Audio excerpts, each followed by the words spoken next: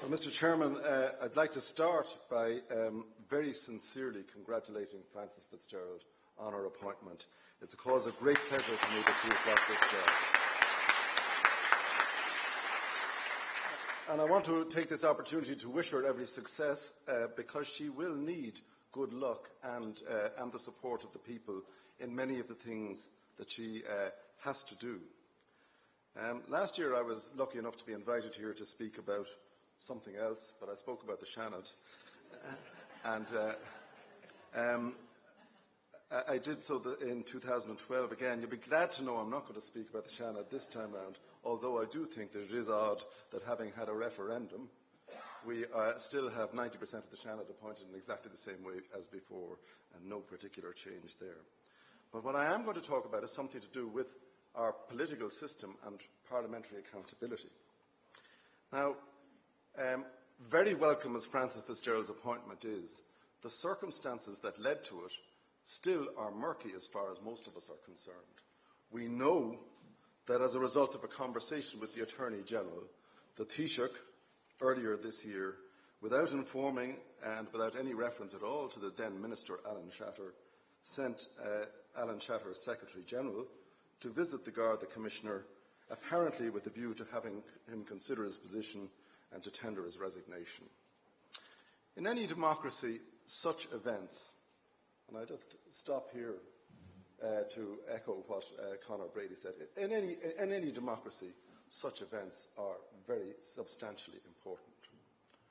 That a Taoiseach should confer with the Attorney-General and, excluding the Minister for Justice from the loop, send his right-hand man to the Commissioner and say that the government was unhappy with his position and ask him to consider his position. And I ask you to consider this. Was there any reason why a full and frank explanation of those events shouldn't have been given to you in public at the time? Was there any reason why ministers and civil servants and the Taoiseach himself should not account to our Parliament and say, this is why I did these things, these were the circumstances that gave rise to it?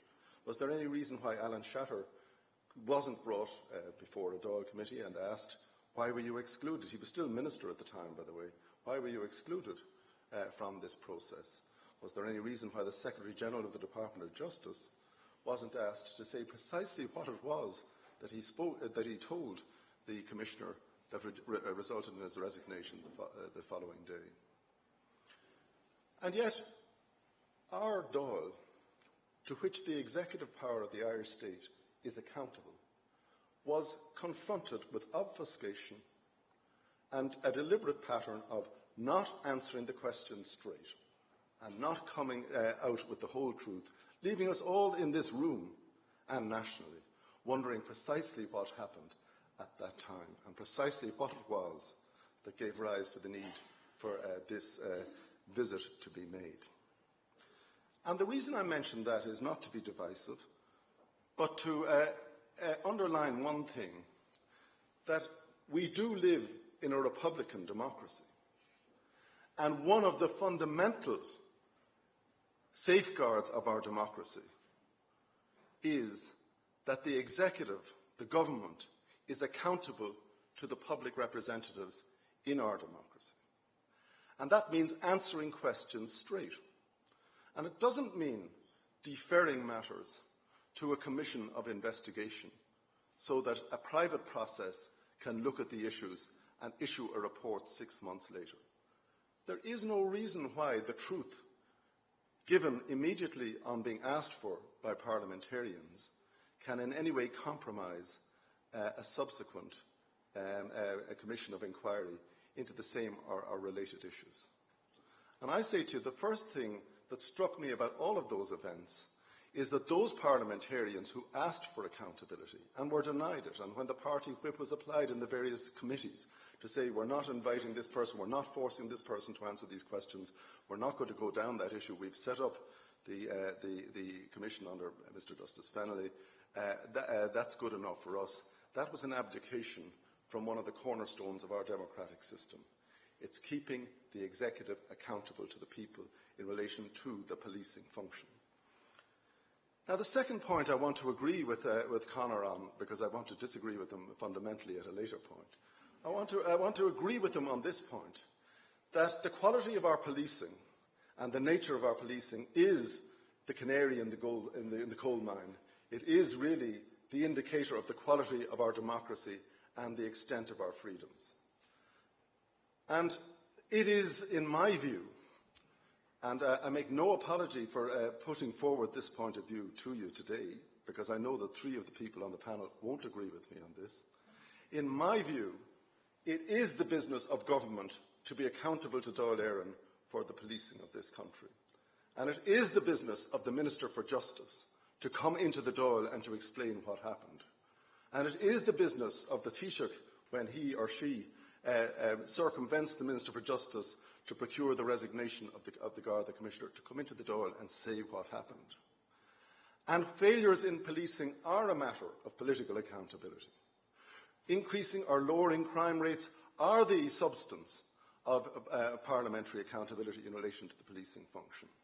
And I don't for 1 minute accept the proposition that it would be an advance or an improvement of any kind to replicate in relation to policing something analogous to what was done with the Health Service Executive, to move responsibility to an independent, in inverted commas, agency, and to have the Minister thereafter saying, really, these are decisions made by other people for which I personally am no longer accountable.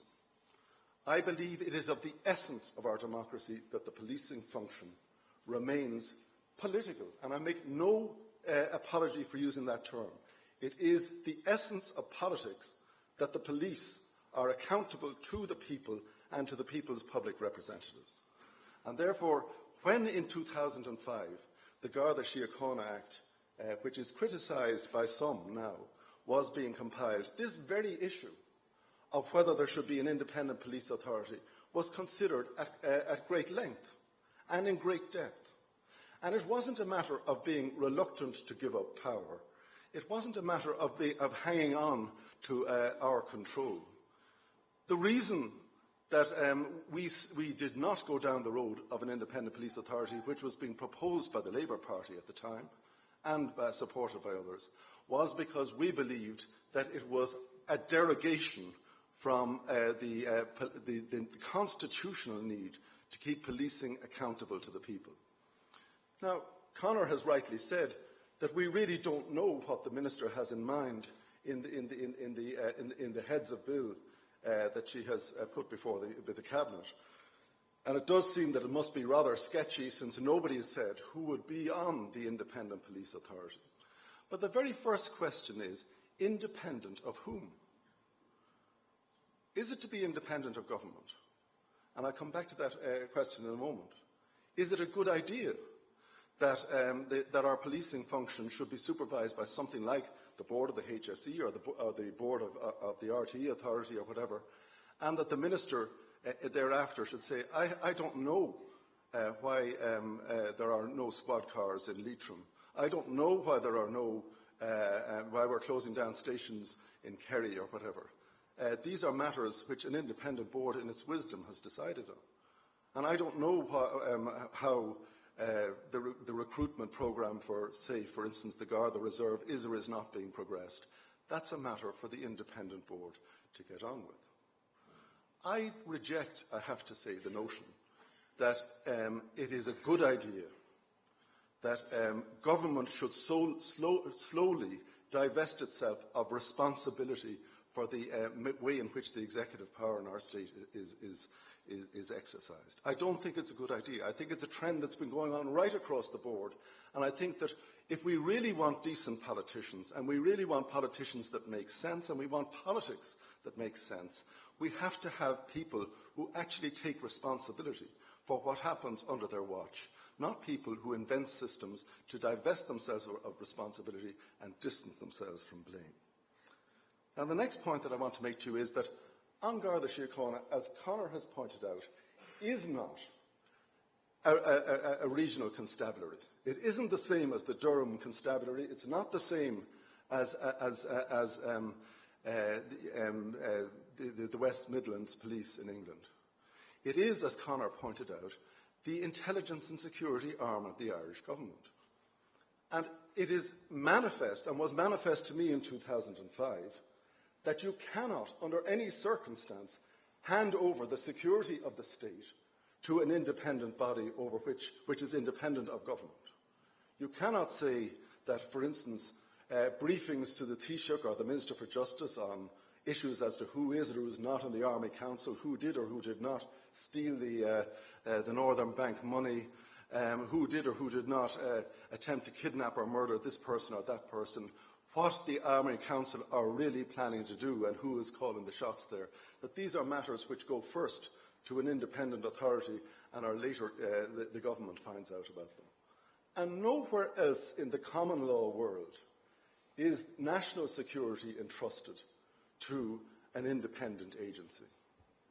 It simply could not happen. You could not have a situation where somebody independent of government made up their minds on the risk of, say, a resumption of violence by the IRA if the government does this or does not do that in negotiations, or in relation to the dissident threat that exists today. And you look at somewhere comparable to Ireland, like New Zealand. The police there are still under the control of a commissioner who is answerable to a minister. And the same about the Australian National Police. And the same about the Royal Canadian Mounted Police in Canada. They're all responsible through a commissioner to a minister of the federal government in their states.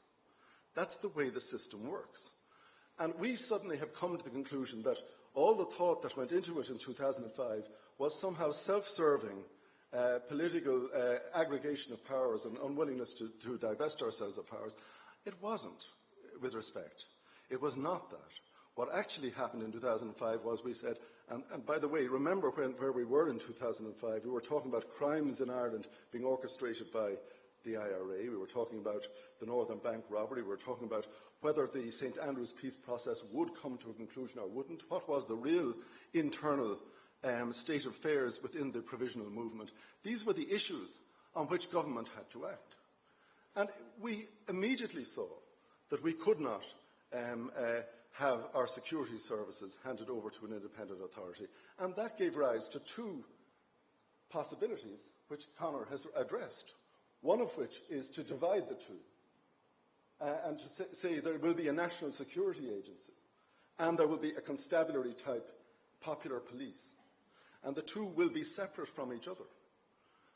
And we did examine that possibility, but we came to the conclusion that it would be politically horrific for yours truly to come forward and say, by the way, I'm now establishing a national security agency responsible to me, and all the problems with burglaries and all the rest of it, that's somebody else's department. Don't put down parliamentary questions to me on this subject.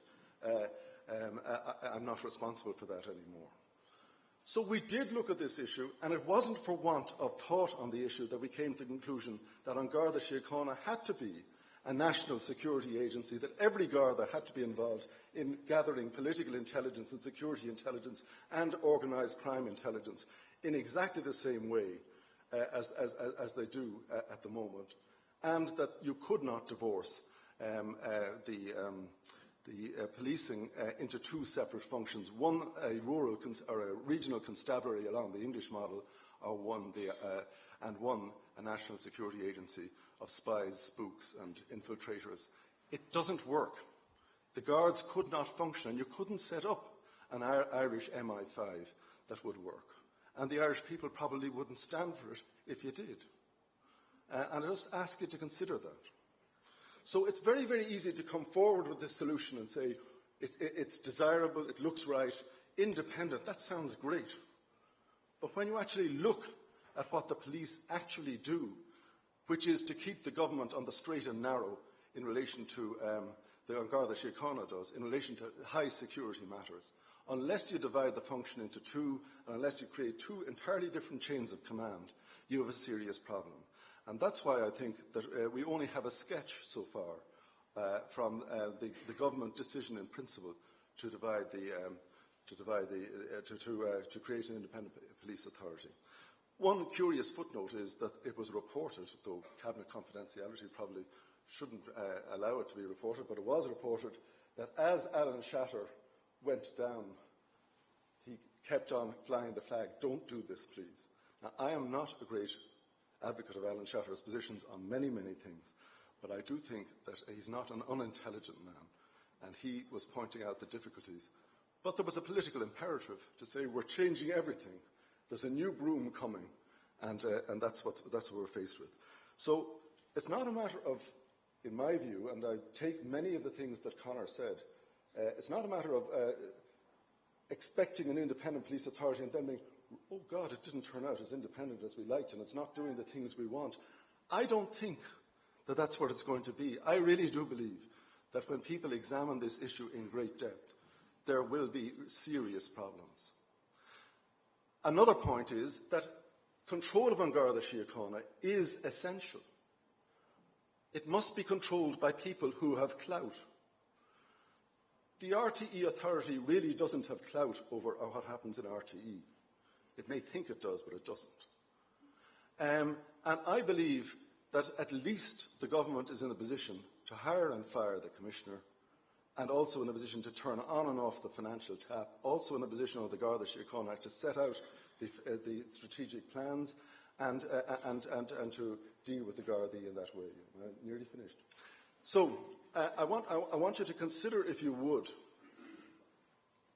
the danger of going down this road. These are not populist arguments. I fully appreciate that.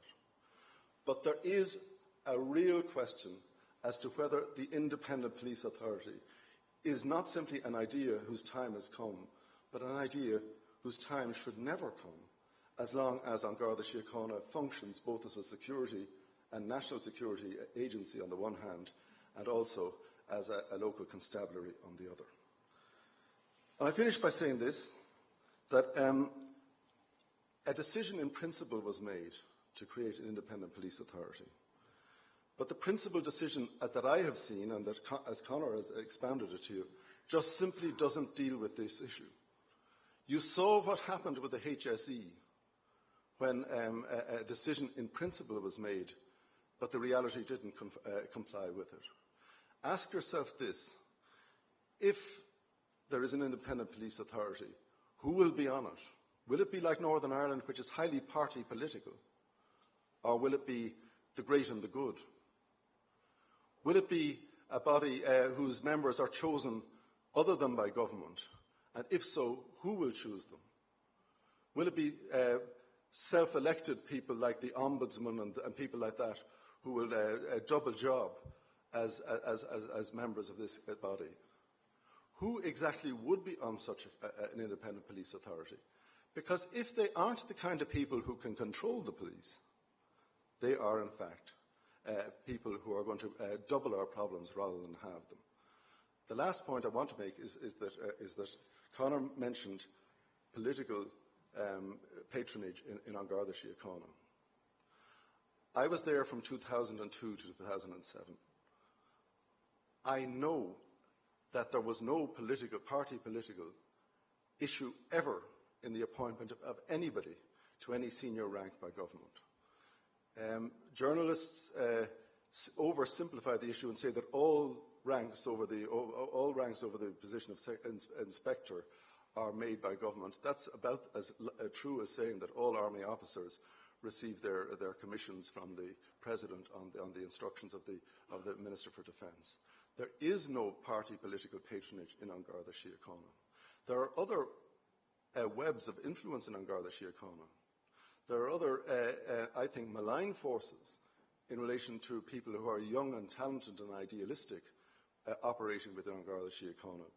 But it is false to say, and was entirely false. I never knew what the politics of Pat Byrne, Faulkner Murphy, or Noel Conroy were, and I never asked, and I don't know to this day what their politics were, and it never concerned me when I was involved in the appointment of them and many assistant commissioners. It simply never occurred to me to inquire into their party political beliefs or allegiances, if they had any. And I believe now that it's wrong to imply that somehow government likes appointing people to be assistant commissioners because they can use their own political influence to magnify their presence in An Garda Síochána. That is not what happens. Those decisions are all made with the greatest of care, and the great majority, except the extremely senior ranks, which at commissioner level and assistant commissioner level, are made on the basis of an independent promotion system which has absolutely no governmental input. But if you ask me in the end, does the Minister for Justice and the Cabinet have the right to say who's going to be in charge of our national security system? Or should it be a group of other people over whom the government have no control? My answer is keep it democratic, keep it in the hands of government. Thanks very much.